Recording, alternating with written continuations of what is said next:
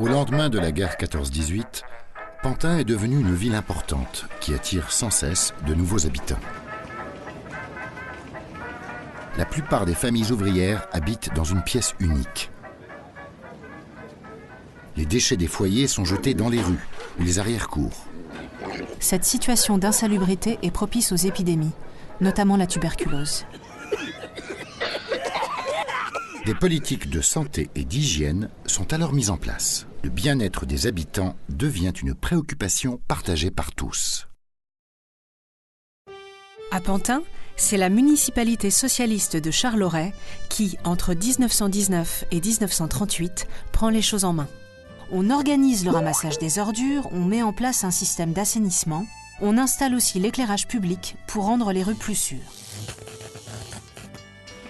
Les transports en commun désenclavent la ville en permettant aux habitants de loger plus loin du centre.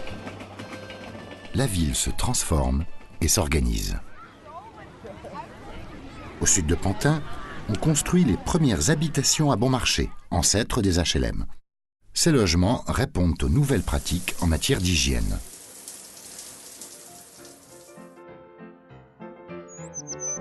Dans le même temps, voit le jour une école de plein air, un stade, ainsi qu'une piscine située près de la mairie.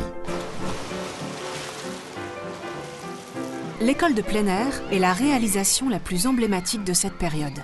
Elle accueille les enfants les plus chétifs, issus des familles ouvrières de Pantin. Ils apprennent à se laver les mains et les dents quotidiennement. Une douche leur est donnée tous les 2 jours et ils reçoivent un repas copieux et équilibré que leur famille ne pourrait pas leur offrir.